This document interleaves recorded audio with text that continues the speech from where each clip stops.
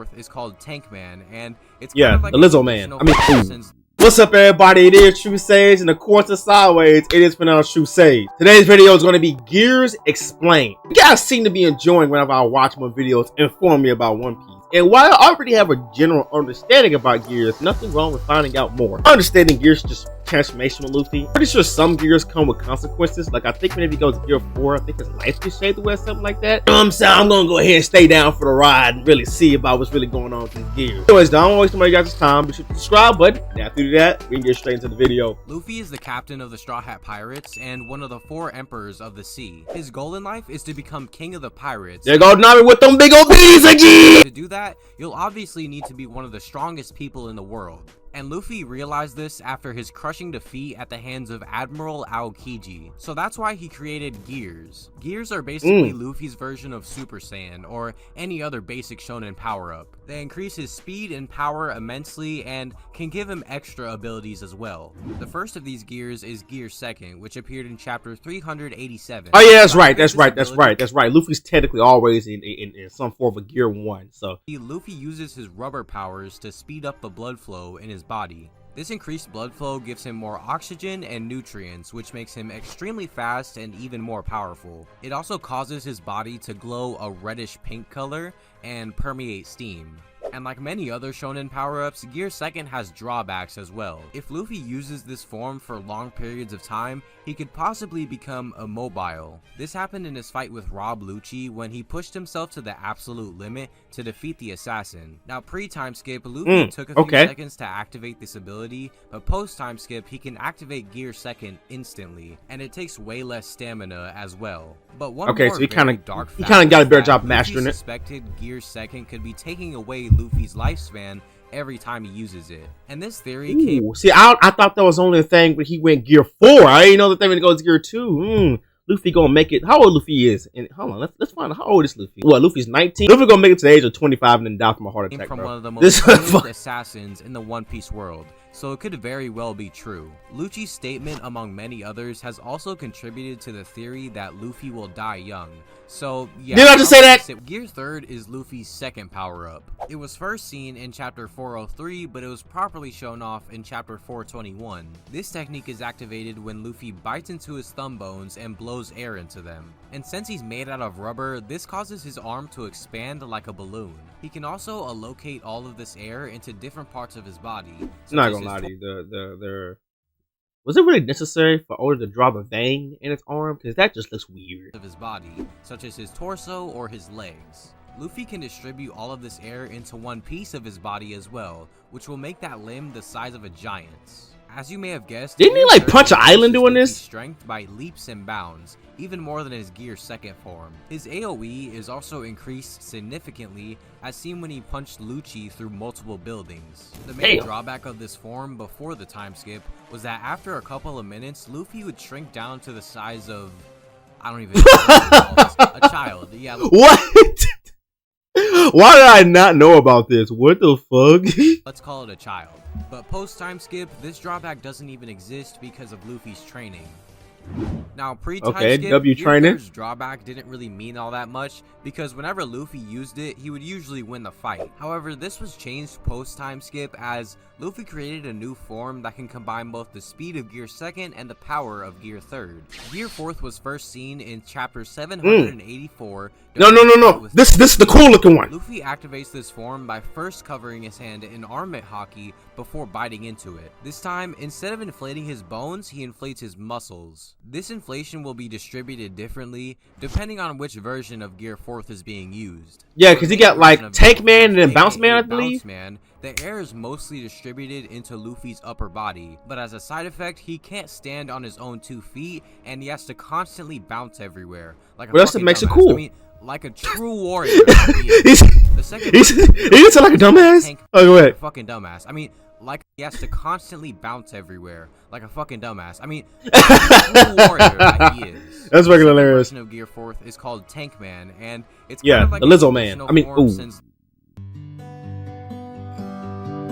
a whole bunch and become extremely fat to actually use it, but this allows him to have way more durability at the cost of mobility. The third version of Gear 4th is called Snake Man. In Snake Man, Luffy inflates his muscles evenly and he becomes even faster than his Bounce Man form, but obviously this is at the expense of power. But regardless, all versions of Gear 4th are extremely powerful, and for a long time in the series, whenever Luffy activated this form, he would get boosted to the top tiers of the One Piece world. And now it doesn't really matter what version of Gear 4th Luffy starts out with, as in his most recent fight with Kaido, he's seen swapping between Gear 4th forms in an instant.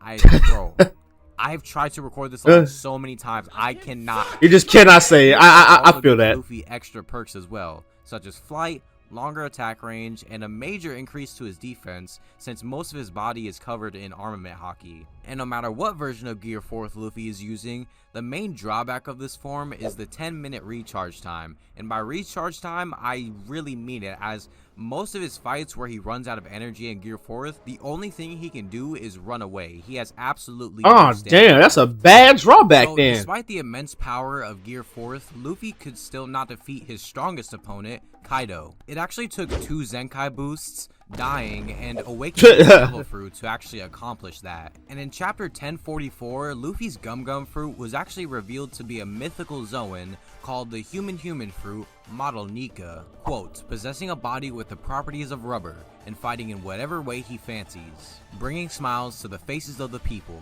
the warrior of liberation, also known as Nika, the sun god. No, I do know. No, I know about this. I do know about this, right? I did hear the Luffy's fruit. I think Luffy's fruit is the cousin of the person who has the human Buddha fruit. I did know about that, but I heard it originated from someone named Joy Boy. I don't know who Joy Boy is. I'm going to assume he was a very joyful boy. But reading these 2 chapters back to back was the most hype shit I've ever experienced in the series. But anyways, this awakening is considered Luffy's Gear 5th, and it is bananas. Of course, you would expect Luffy's strongest Luffy to gear become vastly more powerful, and yeah, that is the case, but it goes way beyond that. Like seriously, when the 5 elders said that the user fights in whatever way he fancies, they were not kidding. So let's just run down some of the abilities that Luffy has shown in Gear 5th. One of the first actions that Luffy does in Gear 5th is block Kaido's attack by pulling up the ground as if it were rubber. And this is actually essential for a Paramecia awakening, which is why you can actually classify Luffy's fruit as both a Zoan and a Paramecia, but that's not even the craziest part about Gear 5th. Moments after this, Kaido proceeds to eat Luffy and straight up swallow him, in which Luffy literally just pushes through Kaido's eyes, uses his nose shot, and launches out of his mouth.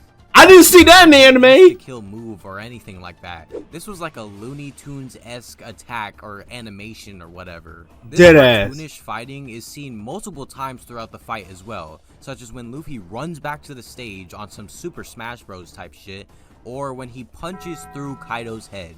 Again, this was not an insta-kill move. Some other abilities of Gear 5th that we've seen Luffy use is turning his entire body to the size of a giant, becoming extremely malleable, catch lightning bolts in midair, and restart his own heart. The main drawback of Gear 5th is its stamina usage. This is seen in his fight with Kaido when Luffy literally almost dies from exhaustion and is seen visibly aging. However, it's important to mention, bro, Luffy is not making it past 21. Luffy's 19. He's gonna hit his 20th birthday and croak. He's gonna croak on his 20th birthday. He's not making it, fam. Defeated Kaido, this did not affect him at all, which may imply that if Luffy doesn't succeed in his task of liberation while he's in Gear 5th, he might just die. That's just a little theory that I have, because all throughout the Wano arc, Luffy has been built up as the savior of Wano, or the one that will liberate the people. It's stated and implied many times that if Luffy doesn't succeed, then everybody will suffer because of it. So who knows, that might apply to his Gear 5th form as well. But that's just a little theory that I have. In my opinion, Gear 5th is an extremely unique and interesting form. I think that my favorite thing about it is that it's not just your average badass looking shonen power-up. It's goofy and it's funny. Awesome. It's fun. It's also a good example of how Oda just continues to subvert expectations in a good way. Like seriously, before chapter 1044, everybody thought Gear 5th was just gonna be some epic looking battle hardened soldier. But nobody expected this goofy ass childlike person. I'm be real with you. I mean, it's not bad, but for a Gear 5th, I don't think it's good for a Gear 5th. But nobody expected this goofy ass childlike person. And when you think about it, this is the best form for Luffy as a character. Luffy's dream in life is to become free from any rules or limitations. Pirate King is just kind of like the easiest way to get to that. And it's most fitting for him to have a form that allows him to fight in whatever way he wants. Gear 5th also ties in with the narrative of Luffy bringing smiles to everybody that he meets, everywhere he goes, even his worst enemies. It helps reinforce the ideas of inherited will from Roger and Joy Boy as well, because multiple times throughout the fight with Kaido, Luffy is literally stated and implied to be Joy Boy, or at least his incarnation. These three themes I didn't know who is Joy Boy though. Gear 5th feel more deserved and less of like a plotty shonen power-up, because Luffy is just the chosen one or whatever. Now the only thing I don't really like about Gear 5th is that it just kind of takes away from Gear 4th. You know, Gear 2nd and Gear 3rd had two different purposes, and Gear 4th was the combination of those two. But if Gear 5th is just better, then, you know, what's the point of Gear 4th? So it kind of creates like a Super Saiyan situation where, you know, if Goku can just go straight to blue, then why does he need any of these other forms? You know what I'm saying? But we don't know jack about Gear 5th right now, so for all we know, this form could have a serious side effect on Luffy. But that was all of Luffy's gears, so I hope you guys enjoyed. Leave a comment down below what's all the Luffy gears for now. I'm just kidding. I highly doubt Luffy get a Gear 6. I really don't think Luffy's gonna get Gear 6. Same time, knowing older, it may be possible. Do y'all think Luffy's gonna get a Gear 6? Let me know in the comments down below. I gotta admit, I definitely think the Luffy's Gear 5 in some ways is better than almost any other Shonen transformation, because he generally has a good point. Most Shonen transformations is cool and badass. And it's not to say Luffy's Gear 5 isn't that, but that's not its point. The point is that it's funny, it's goofy, it gives off expectations that you wouldn't expect. But yeah, I mean, of course, Gear 5 is like my favorite transformation for Luffy, but at the same time, I do think Gear 4 kind of looks cool. Maybe, I don't know. Anyways, though, if you guys like this video, hit the subscribe button. Does this help me, but it helps you too. Why? So you can see content similar to this one. If you guys did subscribe to me, I appreciate it a lot. If you guys didn't, guess we'll part ways. Either way I go, I'm out here. Y'all keep it easy, and I'm gone. Peace.